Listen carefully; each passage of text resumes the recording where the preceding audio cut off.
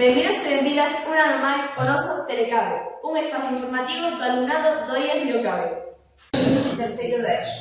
Durante este curso traballamos no plan Proxecta, Patrimonio Hidrográfico da Ribeira Sacra. Centrámonos no estudo das minas de Freixo. Ao longo deste Telecabe informaremos do que fixemos e do que aprendemos sobre as minas de Freixo. Desde finais de novembro levamos recadando información para facer o noso traballo. O obxectivo tiñámolo claro, coñecer un pouco máis a nosa contorna, a Ribeira Sacra, e compartir estes coñecementos con nosos compañeros e profesorado. O noso punto de partida foi facer unha enquisa ao resto do alumnado da ESO e ao bacharelato e ao profesorado se coñecían sobre as minas de Freixo. A finais de xaneiro, cando xa topamos información sobre as minas e xa coñecíamos, decidimos facer a enquisa. Sí, fixémola, e o resultado deixounos claro que tínhamos que facer este estudo e dalo a coñecer. Dos enquisados, só 3 alumnos e 5 profesores sabían onde estaban situadas as minas de Freixo e que mineral se extraía delas. Tamén incluímos unha pregunta algo dificililla. Queríamos saber se coñecían que é buxa.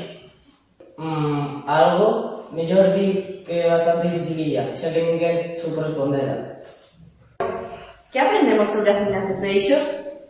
A súa localización. Freixo sitúase na parroquia monfortina de Marcelle, a uns 12 km de Monforte de Lemos. E decimos minas en plural xa que hai en total unhas 25, que están conectadas entre sí algunhas e outras distribuídas polo monte de Freixo.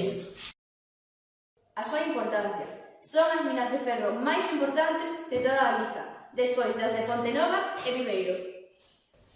Para ter unha idea da importancia que chegaron a ter estas minas, debemos destacar o feito de que o enxeñeiro alemán que dirixiu a súa explotación, Guillermo Clos, era tamén o vicecónsul de Alemania. Polo tanto, o viceconsulado alemán tiña sede nesta época en Monforte. A orixe xeolóxica do xacemento. Tivo unha orixe sedimentaria que formouse na era Paleozoica, hai 460 millóns de anos. Calcúlase que as reservas eran duns 3 millóns de toneladas, dos que só se aproveitaron aproximadamente medio millón. Coñecemos tamén algúns datos sobre a súa historia. As minas de Freixo están documentadas xa desde o século XV, cando o primeiro conde de Lemos dispoñía dun grupo de homes para custodiar este xacemento, os chamados gardas de Freixo. Co material extraído, os ferreiros traballaban na fabricación de armamento para abastecer o aparato militar do conde de Lemos. Pero estas minas teñan un problema para ser explotadas a nivel comercial. Como transportar a extraída as toneladas de mineral de ferro? Pois, a solución a este problema non chegou ata o século XX, xa que tras varios intentos fallidos, a súa explotación comercial iniciouse en 1924, coa fundación da empresa Minerais de Ferro de Galicia, que estaba vinculado ao grupo Thyssen e dirixida polo enxeñeiro tamén alemán Federico Guillermo Clos.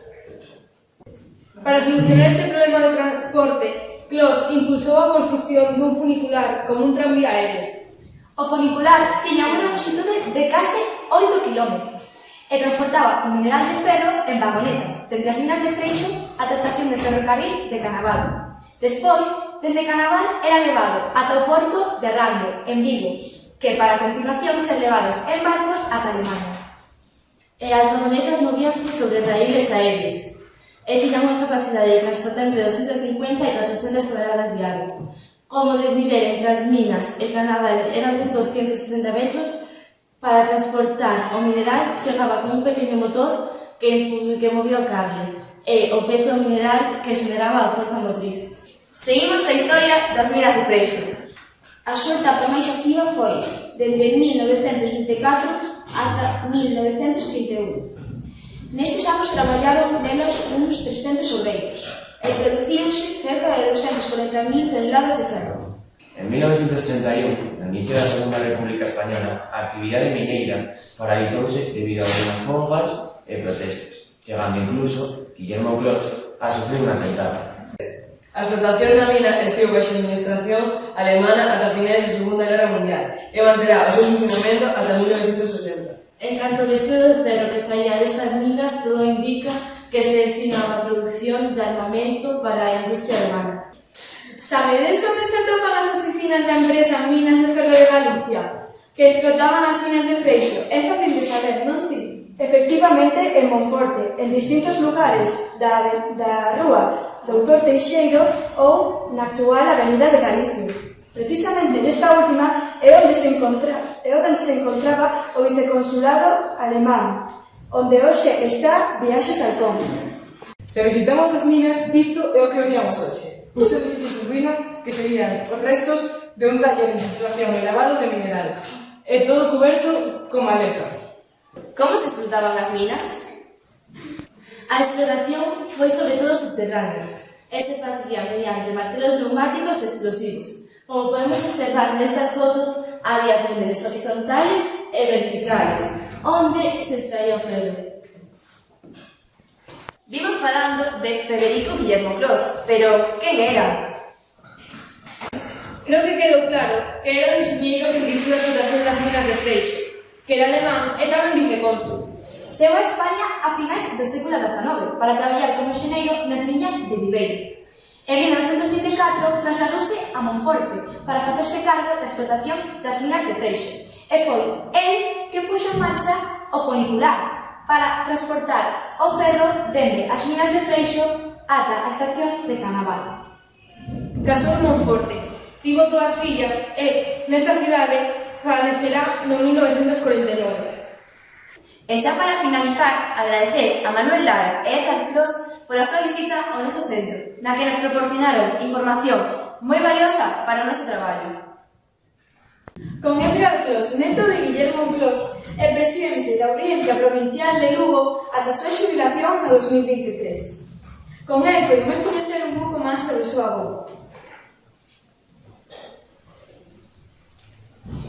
E tamén sobre o seu traballo como magistrado. E con Manuel Lara, o presidente de Buxa, coñecemos máis de cerca esta asociación que busca recuperar o patrimonio industrial galego e acompañounos a unha visita ás minas de Freixo. Ali indicounos onde se facían as catas de mineral e podemos ver, aínda que cobertos con moita maleza, as ruínas das oficinas, da sala de trituracións e lavado dos minerais. Como conclusión, dicir que grazas a este traballo permitiunos coñecer a nosa contorna, a Ribeira Sacra. Neste caso, as minas de Freixo. Sobre elas aprendemos a importancia que teñen como elemento etnográfico para comprender o noso pasado.